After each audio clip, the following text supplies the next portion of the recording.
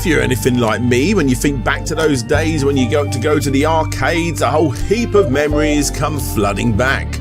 Of course, we all have our favourites, and for the most part, those favourites were based around an experience that you simply couldn't have anywhere else. Of course, as time moves on, these experiences become fewer and further between, but we don't care, we still love the arcades, the sights, the sounds, the smells, the experiences that were unlike any other for the time.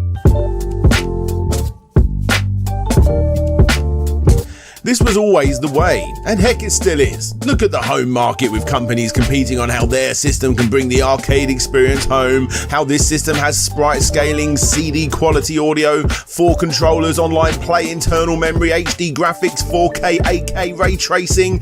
The list is never ending. With every new generation we get to experience something that over time makes those arcades feel a little dated, no matter how up to date they are. But still, just like the home console experience, when arcade game makers push the boundaries further than ever before, completely refining tried and tested formulas, sometimes you end up with an experience that you still cannot experience anywhere else, creating a memory that is, let's be honest, completely unbeatable over 35 years later.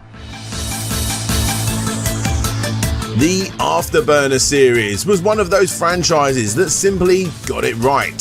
Sure, it wasn't exactly as legendary as what came before it, but legendary it was. A series that all who played it left a lasting impression in a sea of other bleepy bloopy machine-filled arcades that have quite honestly fully slipped away from your memory bank.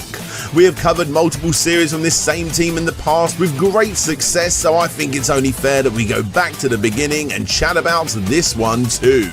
In Afterburner, the complete history, where we're going to be looking at its development, how it almost became something very different, what movie changed all of that, why the sequel is so much better, why it has so many spin-offs, and of course, the reason as to why it's still so loved to this very day. This is the complete history of Afterburner. Welcome to Slope's Game Room.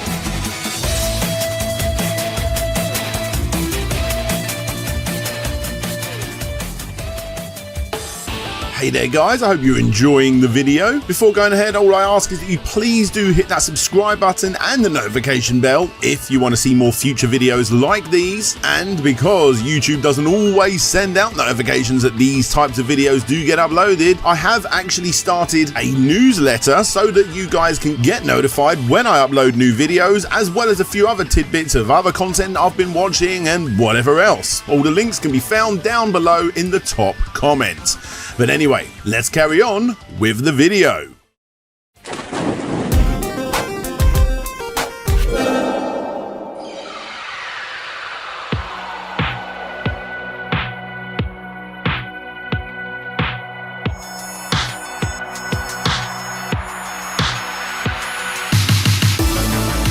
Let's go back to 1986, December of 1986 to be exact, back at Studio 128. Now, for those that haven't watched my Space Harrier, Super Hang-On or OutRun the complete history, this small, old and completely forgettable looking building was where some of the greatest moments in Sega's arcade back catalogue were conceived. This building right here was where Sega's Taken games were produced. Again, for those that haven't seen those previous entries, Sega's Taken games, roughly translated to bodily sensation or experience games, were the kind of arcade machines that made you stop, stare and lift your own jaw off the floor, not just back in the 80s and 90s, but still to this very day. They started with Hang-On and Space Harrier in 1985. They were then followed on by games such as the very underappreciated Enduro Racer and the legendary OutRun arcade machines in 1986. And for those keeping track, this has now brought us back up to December of 1986. With 4 rather big success stories under their belt, the secretive Studio 128 was not only a force to be reckoned with in the arcade space, but of course, they were looking at what they could do next. Would you believe it? As popular as those OutRun arcade machines were for Sega back in the day, they were still looking for their first true blockbuster hit.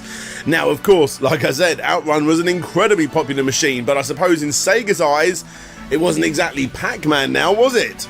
So, with that in mind, the team went back to the drawing board and tried to figure out a way on how to use that sprite scaling technology to create Sega's first true blockbuster game. Maybe it was because the team felt unbeatable by this point. Maybe it was because the trio all wanted to get their 2 cents in for whatever this next game could be, or maybe it was just writer's block. Who knows? Because after the smash hit that was OutRun, the team decided to do things very differently this time. Normally when a game goes off and starts its development journey, a game design document is made and the team go off and make a game based on that one document, making a few odd changes along the way in agreement to the team leader. However, this time they did it very differently. This time it was a complete shambles.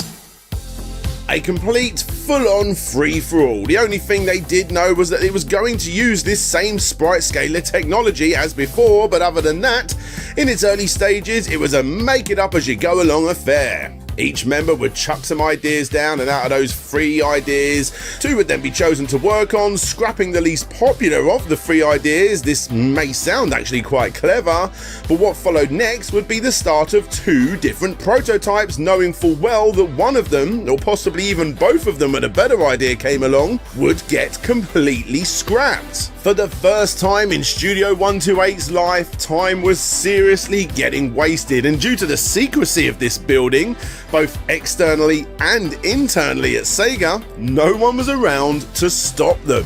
One of the other reasons for this new approach was Sega's new flex time system that they had implemented. Turns out that this small team had impressed the higher-ups at Sega so much that they decided to implement this new way of doing things. Now, the team can create a game however they wanted in a completely free environment with practically no hand-holding whatsoever, just as long as it surpassed the previous profits.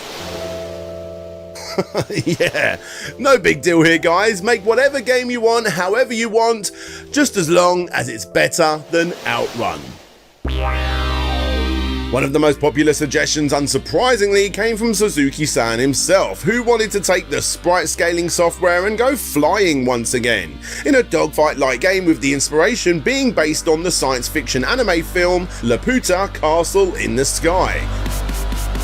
But due to Sega's insistence on creating a true blockbuster title, these themes were actually pushed aside due to the Western audiences being a lot more interested in realistic looking games compared to fantasy-like anime titles for the most part. The idea was good, but the execution was obviously just never going to work on a worldwide scale. However, they did decide to continue on that dogfight course even though they were still unsure on what design path to take. Yet again it was time to go back to the drawing board and continue to chuck away idea after idea after idea, wasting even more time. That was until this happened.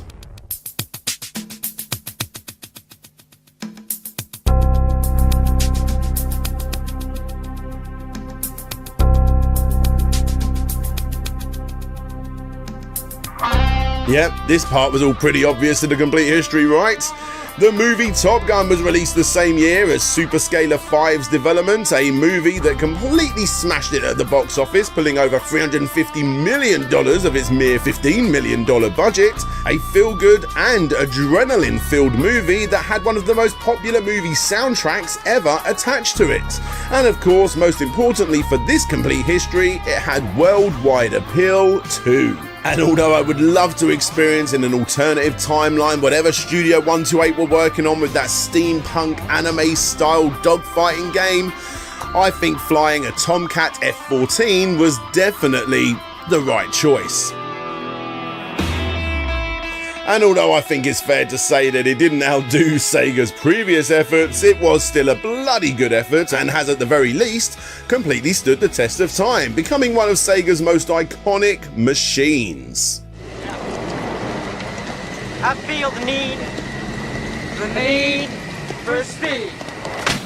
Releasing in July of 1987, Afterburner was an extreme thrill ride, released in 3 variations, a standard upright cabinet and 2 sit-down cabinets, which were completely revolutionary for the time, with them moving and sliding in different directions based on the movement of your joystick. And even though the team wanted to prove to the higher-ups that these impressive games can actually be made cheaper using PC-98 computers rather than extremely expensive machines, which they did, it was actually the first arcade game to be made on the SEGA X arcade board, which was of course still at its core a SEGA OutRun arcade board. But as you may have guessed, it featured more memory and more powerful GPU chipsets in order to give the game more colours, twice as many tile layers, and most importantly, the ability to rotate the sprites, and damn, in a game like this, it's very, very noticeable. The game is a real coin gobbler, where games like OutRun felt like the perfect blend of relaxation and on the edge of your seat driving. Afterburner is way more of an intense experience.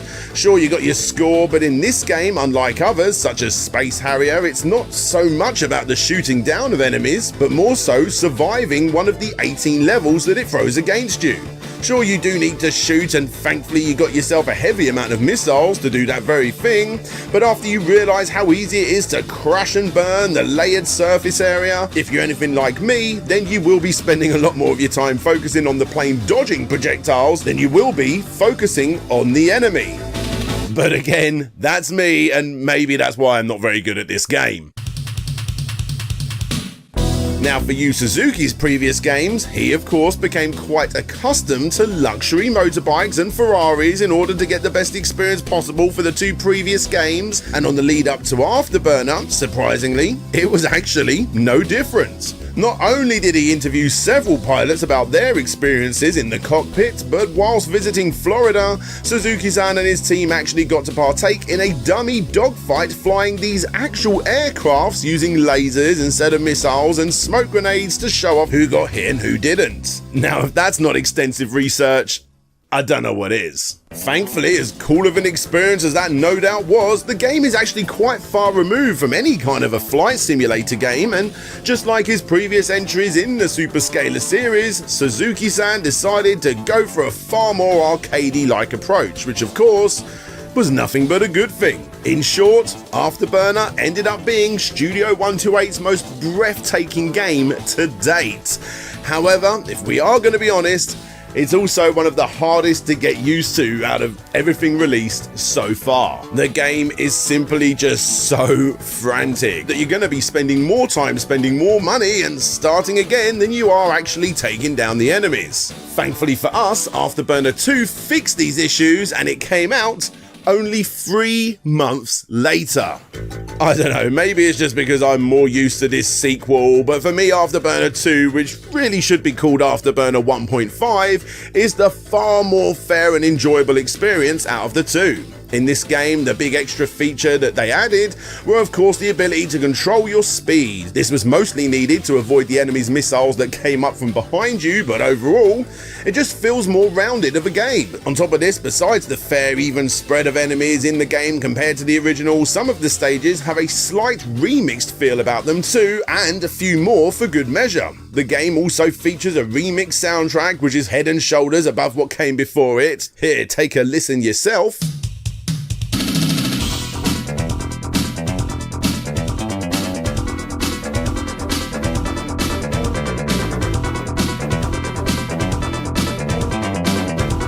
And when it comes to ports of Afterburner 1 and 2, this is one of the most confusing ones to cover in Sega's back catalogue.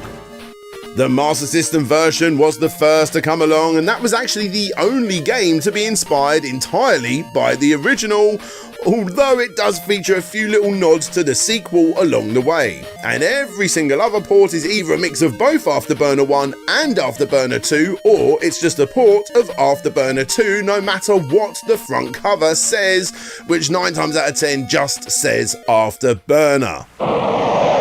Afterburner! ビデオゲームを制覇した驚きのジェットファイトシミュレーションが4メガソフトになった。アフターバーナーついに登場。 SEGA challenges you with Afterburner, a game so exciting you can imagine you're in for the fight of your life. Game and accessories sold separately. Get ready. real dogfight excitement of the arcade version. Yeah. Like barrel rolls, nosedives, supersonic speed, and radar lock-ons. Your turn to burn. Let's take it home. Afterburner, only on the SEGA system. SEGA, the challenge will always be there. This trend would continue on throughout the early days of these ports, with home computers also getting their own versions too, but again, for the most part, they are really not worth it. That was until the 32X release of Afterburner. Again, it's actually Afterburner 2, which was by far the most impressive port of the game to date. Everything after this just got better and better for the most part, unsurprisingly, with the Sega Saturn release being the fan favourite and the Sega Ages PS2 release being pretty much identical in the gameplay sense, but ugly as all hell, as you no doubt have come to expect from this series. Right, I think it's time to move on from the confusing ports and sequels, don't you? Although, if you think those ports are confusing, you ain't heard nothing yet, because everything from here on out is even more confusing. Loss of Consciousness by G-Force, or simply G-Loc for short, is a sort of spiritual successor to the original Afterburner series, being that you fly a fighter jet and the arcade cabinet is super impressive, running on the now even more advanced Y-board hardware. But honestly, it's best to look at entries like these as their own games, because comparing it to the original Afterburner may leave you a little bit disappointed. Now, I have had the ability to play the stand-up arcade cabinet briefly, and it too is completely mind-blowing even now, but if you want the full experience, you really need to go and track down the R360 cabinet, which I am yet to do. If you ever see it, you should definitely give it a go. An arcade machine that rotates the player a full 360 degrees. This version of the game was known as R360 G-Loc, and by all accounts is an outstanding experience, as I'm sure you would all agree. But besides the impressive Taken cabinet experience, the gameplay itself is, well, it's a pretty fine game, but again, just as long as you take it as its own thing.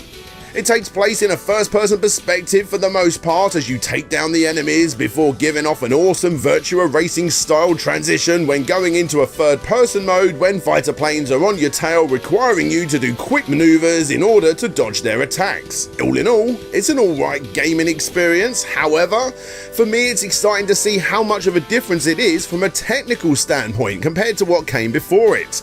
Yes, of course, all of the sprites look nicer in this game, but the real difference is in the aircraft itself and its very early 3D polygon look. It might not have the legacy behind it that Afterburner does, and you will likely hear nothing but complaints from the hardcore Afterburner fans saying, "This isn't my Afterburner," and to be fair, it isn't. But it's still a good game, and it did well enough to not only get several ports of its own, which of course are not as good, with the Mega Drive release being the most popular for the time before the Nintendo Switch Sega Ages release became the closest to the arcade experience that you could possibly ever get in the home. But on top of this, it also got a proper sequel of its own, Strike Fighters. That's right, a sequel to a spin-off, released 1 year later exclusively in 1991 in Japan arcades, which were then ported to the Mega CD under the new name Afterburner 3. Now, Afterburner 3 is an odd entry. It feels like a half step backwards for both the original Afterburner series and the G-Loc series. The game looks very bland, and although it has a killer soundtrack, considering you are going to spend most of your time in first person mode, it's actually a very underwhelming entry in the series. It has extremely low quality graphics, and targeting the enemies as well as dodging the enemy fire seems almost entirely luck based. You are definitely going to be spending the majority of your time rocking out to the FM Town soundtrack rather than actually enjoying the gameplay with this title. Also, before continuing on chronologically with this complete history, I actually want to jump forward again to the year 2000 to look at the free screen third entry into the G-Loc series, again called Strike Fighter, or to be more specific, Sega Strike Fighter. But don't worry, as I will not be spending too long on this one, as we really are moving further and further away from the classic Afterburner franchise by this point. However, Yet again, the Japanese and American only release SEGA Super Strikers is indeed worthy of experiencing if you ever do get the chance. It now features a few new controls, most notably the foot pedals that helps your jet glide into the left and to the right angle a little bit faster, as well as a sort of arcade stick that you can use briefly to give off the effect of turning your head left and right to a wider view from your cockpit. Of course, this extra control stick is really only good if you're playing the one-screen version of SEGA Super Strikers. But still, it's a nice little extra. In each stage, your goals are a lot more mission-based this time, requiring you to take down certain enemy targets rather than getting to the end of each stage without dying. Again, it's rather slow compared to even G-Loc, but as an arcade experience, it's worth trying simply because it's not available in the home, which honestly is probably a good thing. And finally, we do have one more game to look at before we get into the official Afterburner series again, and that game is Sky Target.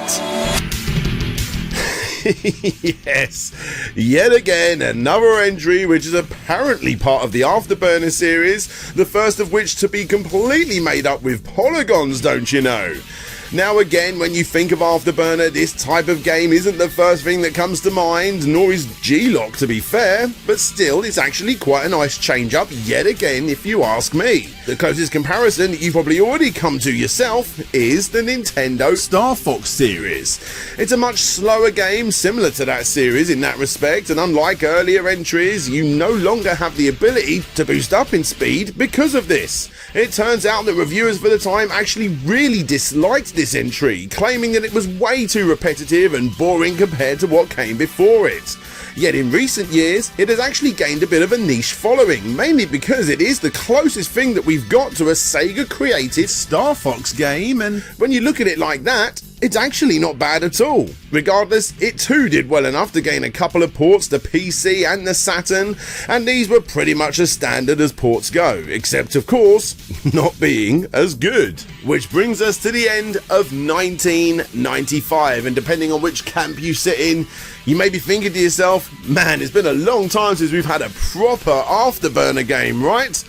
Well, you're going to be waiting over a decade for the next entry.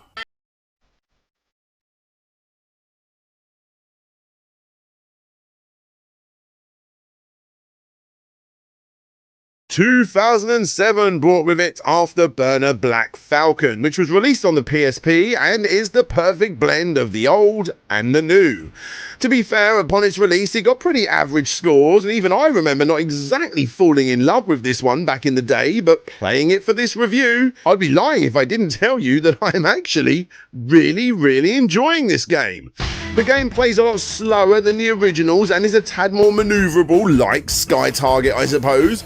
Black Falcon sits right in the middle, giving you the objectives to complete and the ability to upgrade your ships along the way, with a ridiculously generic and borderline stupid story to go along with it, which actually gives this game all of its charm. Back in an era when video game companies like Sega were unable to simply release classic properties without doing something to them to justify the cost of releasing what are essentially 3 to 5 minute experiences tops, Black Falcon stands as one of the better examples of padding out a classic gaming formula with elements that should have pleased the old and the new. Of course, if you're watching this, I'm sure you would have had no issue dropping 20 to 30 buckaroonies on a perfect port of the original 2 games. But back then, game developers didn't have that mindset, and Black Falcon is the direct result of that. Is it better than the classics? Obviously not. Is it a great game? It's pretty good, going with the right expectations in check, and sure enough, I think you will actually be pleasantly surprised at what is on offer here. Now, hardcore fans of the series may be confused as to why I missed out one final game in the series that was actually released 1 year prior to Black Falcon in 2006, and the only real reason for that is because I wanted to bookend this series with the very best in the series. Of course, I'm talking about Climax. Remember the previous game the Suzuki-san's team released called OutRun? Remember how every spin-off after that game was just not as good as that game, which got every single classic retro gamer thinking, nothing will ever beat the original entry, and then OutRun 2 was released. Yes. Now, I'm sure your opinion may vary as to which one is best, but there is no denying that once again, the team did the impossible and created something that was at least worthy of the original's legendary status. Oh, and by the way, I'm actually one of those people that think that this is actually the better game out of the two. Well, Afterburner Climax is that perfect sequel once again, and although Yu Suzuki was not producing this one, as he did with OutRun personally, the game was still created internally at SEGA by AM2, and although it's not quite the jump forward that OutRun 2 was, it's fair to make that comparison again because it is an excellent sequel. Just like all of the classic Scalar games, the original didn't have much filler to it. It was simply a great but very short to experience game. Offering anything more than that when creating what is in my opinion the first proper sequel since Afterburner 2 would have weirdly made it less of a game. Thankfully, the team at AM2 added very little, just like those two original releases did all of those years ago. Created on Sega's legendary Lindbergh hardware, the game is exciting, it looks breathtaking, it makes passers-by stop and see what's going on, and that's it. Okay, it does have a few tweaks, most notably the ability to slow down time ever so briefly once your climax bar is full. And it also gives you the opportunity to steer off into different directions similar to OutRun, but not as often or as noticeably. Everything else is mostly the same. Thankfully, you have a few sections that test out your maneuverability of the aircraft, and that climax mode is a great way to target as many bad guys as possible. But really, for the most part, it's all about the scoring. Playing this game over and over will soon become an addiction of yours if you let the game dig its teeth in, and even though it's short, it's likely that you will be playing it for hours and hours into the future regardless. All in all, it didn't convert quite as many people as OutRun 2 did, but it did at least convert some of us, myself included, and with its release on Xbox 360, PlayStation 3 and now mobile phones too as part of the Sega Forever line, it has continued to keep hold of that fan base. Yeah, sure, the 360 and PlayStation 3 releases have since been delisted, but come on, when has that ever stopped us before?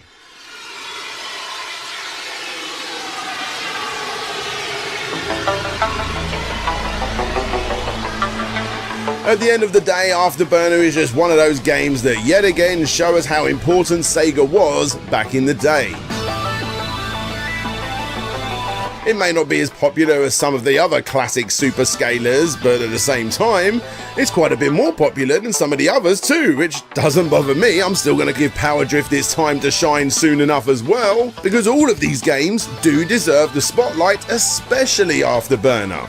The Afterburner franchise and its weird spin-offs for the most part all played important roles in the history of gaming. Again, especially arcade gaming. And hopefully this video entices you to go check out these classic titles once again before it's too late.